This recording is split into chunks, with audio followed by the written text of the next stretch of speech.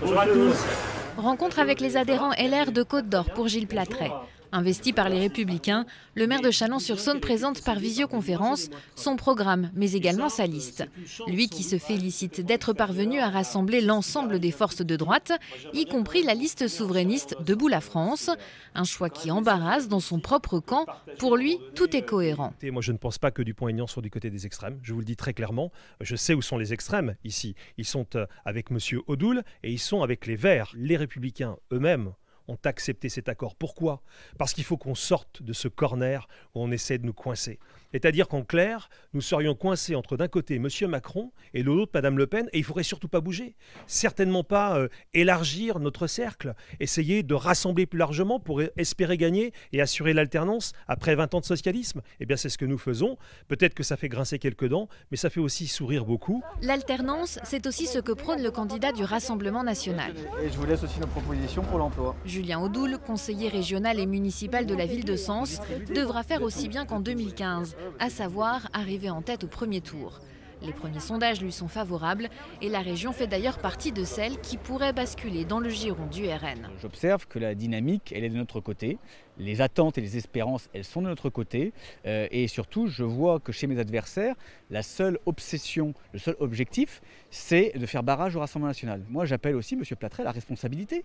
À partir du moment où il ouvre sa liste à Debout la France et que nous avons sur le papier les mêmes convictions, les mêmes valeurs, pourquoi il ne me soutiendrait pas au second tour ? Voilà. Donc à un moment donné, il faut être cohérent. Aujourd'hui, la seule liste qui peut gagner, qui peut empêcher la gauche de remporter la région, c'est la mienne, c'est celle du Rassemblement national.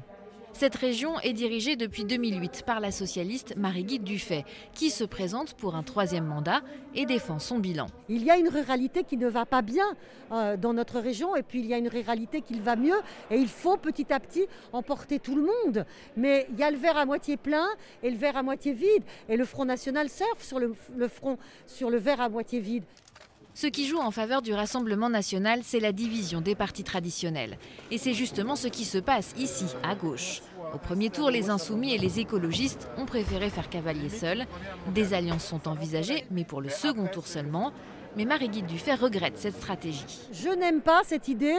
On part seul, puis on se retrouvera après pour le second tour, parce que je pense que pour nos concitoyens, c'est difficilement entendable. Donc j'aurais voulu cette alliance. En plus, j'aurais voulu vraiment faire une alliance forte avec les écologistes parce qu'ils sont nos alliés naturels et que j'ai toujours mis au cœur de mes politiques publiques les questions de transition énergétique et écologique.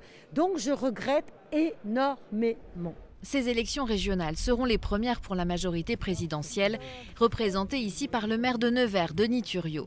Un maire qui a été l'un des premiers, avant Emmanuel Macron, à revendiquer le ni de droite ni de gauche.